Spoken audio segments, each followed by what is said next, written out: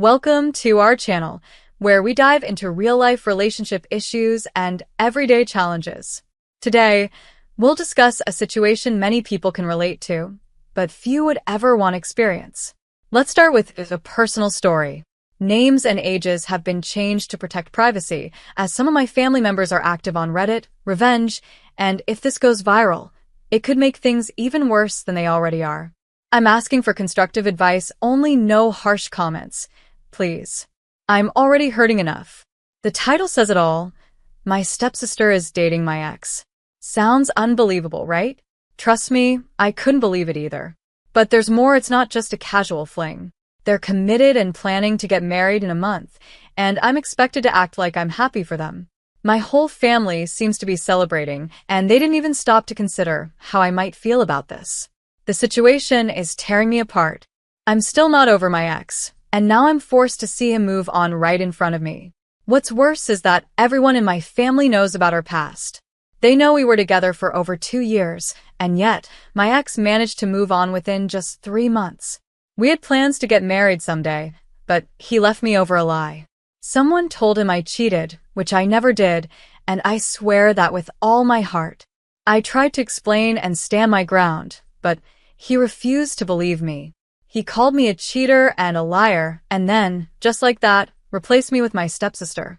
Of all the people in the world, he chose her. It feels intentional, like he knew exactly how much this would hurt me. He knew our history, and he knew what this would do to me. Now I'm stuck pretending to be okay, when inside, I'm devastated. I'm not looking for pity, but I do need some advice on how to handle this. How do I get through something like this when it feels like my world has fallen apart?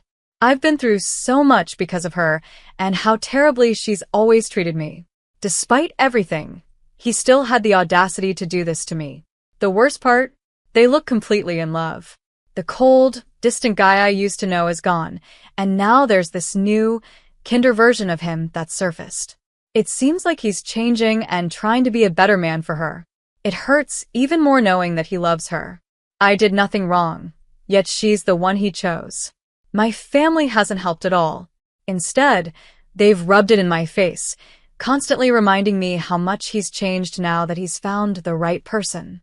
Their words cut deeper than anything, and through all of this, I've had to pretend to be happy for them. What really gets to me is how everyone's acting like it's perfectly normal for my stepsister to date my ex, even though they know we were together for 2 years and had plans to marry. It feels like everyone has betrayed me. I honestly don't know how I'm going to make it through this next month, with the wedding preparations in full swing. Every moment just chips away at me a little more. I can't help but think about running away, escaping this whole mess, and starting a new life far from all this chaos. It sounds so simple, especially when you're heartbroken and desperate for a way out. I don't even know why life is putting me through so much, but I just want the pain to stop. I wish my dad were still alive. He would understand my heartbreak, and he'd believe me when I say I never cheated. I know now that was just an excuse my ex used to leave me. And my mother? She's taken my stepsister's side. I've always known she didn't love me the same way, but when I needed her most, she chose her new family over me. It feels like I've been abandoned by everyone. Now my ex is painting me as the villain, and in just 3 months, he's moved on to my stepsister, getting ready to marry her. This upcoming month is going to be the hardest of my life. I already feel like it's breaking me. In 60 days, everything will change for good. He'll start his new life, and I'll have to figure out how to rebuild mine. But right now, I don't even know where to begin. I'm not hurt by the breakup itself. What really stings is being falsely accused and now having to deal with this whole messy situation. At this point, I'm open to any advice, no matter how wild it might sound. I'm desperate, and I apologize for my unhealthy coping mechanisms. Sometimes, you just reach a breaking point and give in to whatever helps you get through the moment. So, thank you all for putting up with my emotional, drunken rants. It's been a week since I made my first post, and back then, I was freshly heartbroken. It was honestly one of the worst feelings I've ever experienced, but I appreciate all the support and kind words from everyone. The comments about how no one, especially my ex, deserves me really lifted my spirits. You've all made this tough time a little easier to handle. Here's what's happened since then. A couple of days after my post, one of my friends reached out and thank God she did. We decided to do something drastic. We're running away for a month-long vacation. I have a great job that pays well, so money isn't an issue.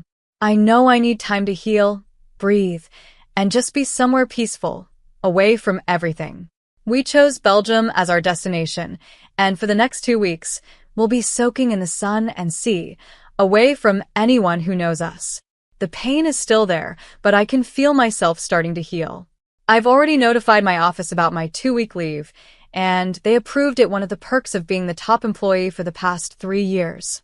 As for the wedding, I made it clear in the family group chat that I won't be attending. Before anyone could guilt-trip me or try to change my mind, I left the group chat, silenced all their messages, and told them that I won't tolerate any passive-aggressive behavior. If anyone stands in the way of my decision to focus on my healing, I'm ready to cut ties with them. Honestly, I'm so excited about this trip. It feels like the best decision I've made in a long time. This online community has been a real lifeline for me, and I truly think you're all the coolest people ever. Fast forward to today, it's been 7 days since I last updated, and I'm already in Belgium. My last post was from the flight, and now that I'm here, I have so much to share. First of all, this place is breathtaking. I get why people come here and never want to leave. It's peaceful, beautiful, and honestly, I feel like I could stay here forever and just keep vacationing. I'm already starting to feel like I'm moving on. The friend who joined me on this trip also got me set up with some online therapy, and that's been incredibly helpful. It's given me a lot of clarity and made me realize a lot of things about myself and my situation. Everything is slowly falling into place, and I'm feeling hopeful for the first time in a while. I'll keep you all updated as I continue this journey, but for now, I'm just enjoying the peace and the process of healing. I didn't realize it before, but now it's all becoming clear right in front of me, and honestly, everything feels so much better this way. I've come to understand that none of this was my fault. The lies that were told about me will never change my truth. In fact, I've grown stronger because of it. It seemed impossible at first, but if I can be replaced in 5 months, then I can replace someone who never truly cared about me either. To put it simply, screw my ex, screw my family too. I've made the decision to cut them off after the wedding is done. The most satisfying part of this whole plan is that no one can stop me.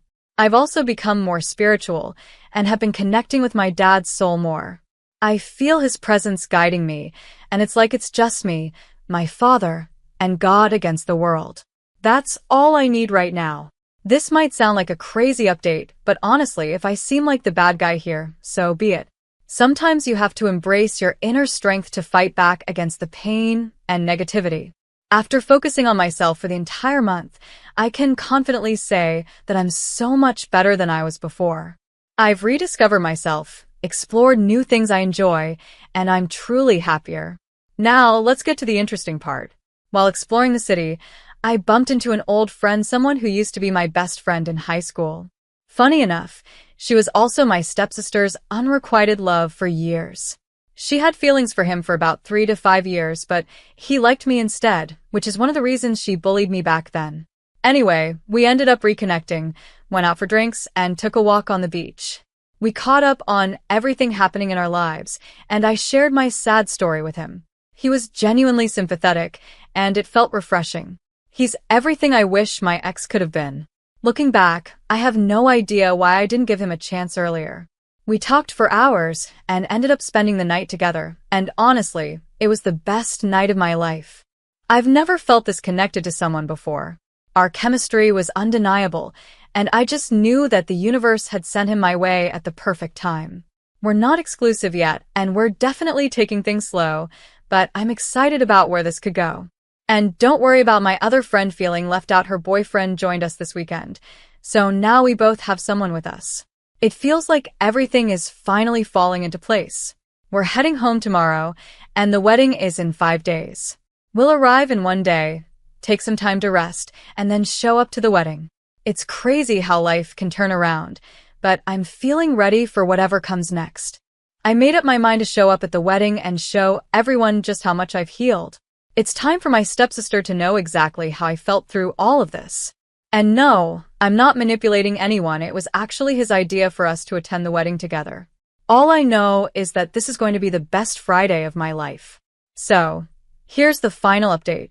I did what I had to do, and I wish you all could have been there to witness the drama that unfolded. I arrived at the wedding dressed up and with my boyfriend. Well, we're not official yet, but we introduced each other that way anyway, lol. Everyone assumed I wouldn't show up, thinking I was too ashamed after everything that happened. I'll admit, there was a part of me that felt a bit bad, but I brushed that aside and went straight to my stepsister. She was shocked to see me and almost burst into tears when she saw my boyfriend with me. She started yelling, calling me all sorts of names for bringing the love of her life to her wedding. But I stood my ground and told her, if you can marry my ex, I can at least be with the guy who never liked you in the first place. Then my mom tried to step in, telling me to leave. But I wasn't going anywhere. My ex eventually walked in, looking surprised to see me. My sister, in her anger and desperation, tried to explain the situation to him, but she fumbled with her words. And guess what? She accidentally cornered herself. That's when things got interesting. My ex started questioning her about her past with my boyfriend. And with me throwing in a few sarcastic comments, she finally cracked and admitted the truth. She had paid my ex's best friend to lie to him about me cheating. You should have seen the look on everyone's faces. My ex was absolutely shocked, and the whole room went silent.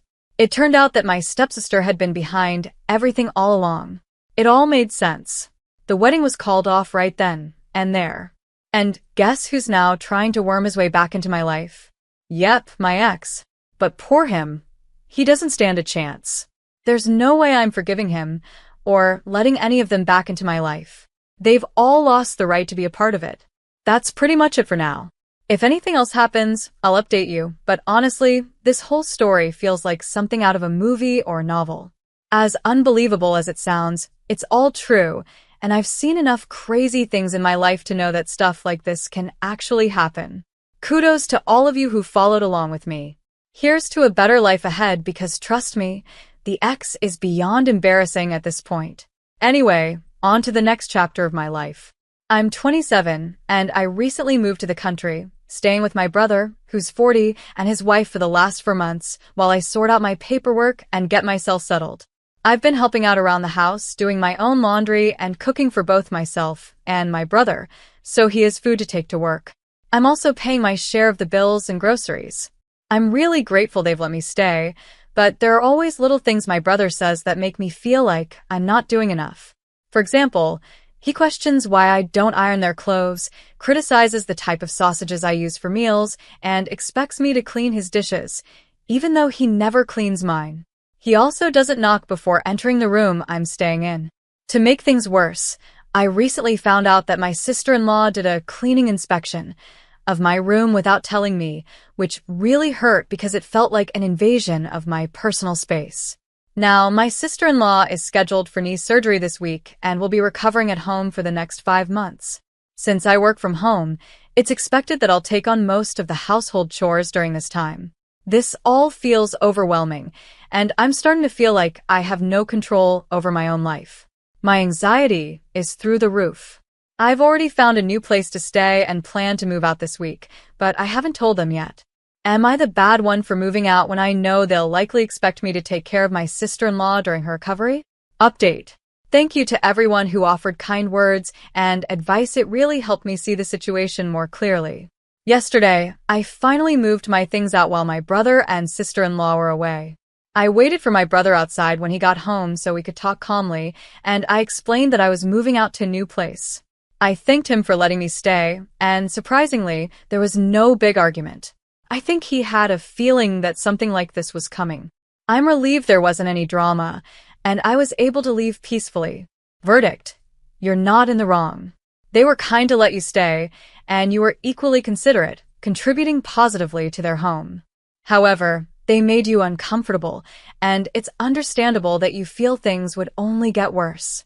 You absolutely have the right to move out and create a peaceful space for yourself, especially since you work from home and need a comfortable environment. Wow, Opie, I'm really sorry you're being treated that way. You're definitely NTA. You're not their personal cook or cleaner, yet that's how they seem to be treating you, and the fact that they're invading your personal space is completely out of line. Moving out is the best choice for you. If they try to guilt trip you, be honest and let them know how their treatment was affecting your mental health and how important it is for you to have your own space. I hope this helps, and please take care of yourself. Next story. My dad met my former stepmom, Julie, when I was 9. They got married, and she became like a third parent to me.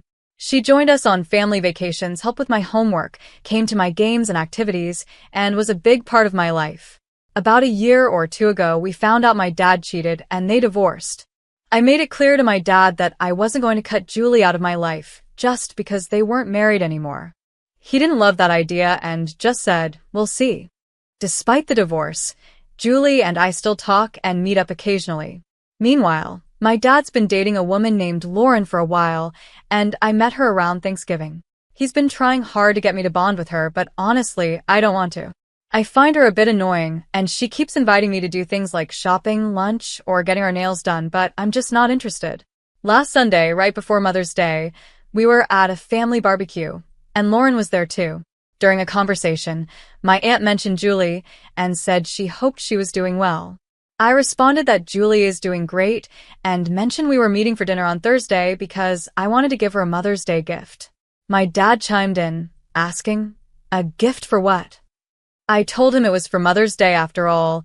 Julie was my stepmom for over 16 years. He responded with, "Well, she's not your stepmom anymore." I ignored him and changed the subject. I spent Mother's Day with my mom, but later that night, my dad called me.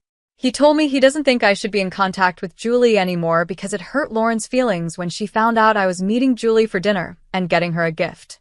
He also said it was unfair since I haven't put in the effort to get to know Lauren, and I didn't even get her anything for Christmas. Then he added that I should get Lauren something small for Mother's Day. I asked him, "Why? She's not my mom." He said, "I know, but she's my girlfriend, and I'm your dad.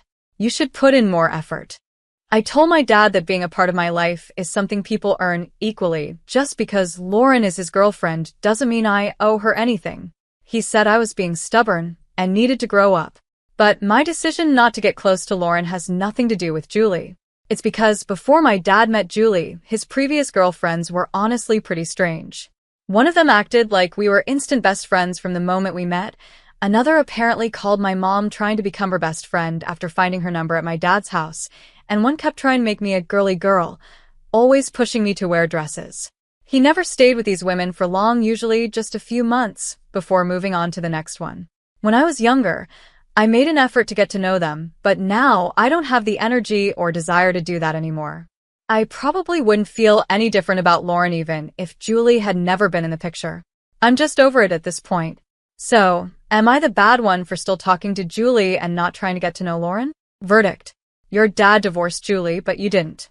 Julie has been an important part of your life for over 16 years, and she's basically a parent to you. For your dad to expect you to just drop such an important person from your life is incredibly selfish. As for Lauren, you have no obligation to bond with her. She's your dad's choice, not yours, and it's entirely your decision whether or not you want to form a relationship with her. Expecting you to give Lauren a Mother's Day gift is a bit odd, too. She's never been a mother figure to you, especially since she came into your dad's life when you were already an adult. You're not wrong to maintain your relationship with Julie and set boundaries with Lauren.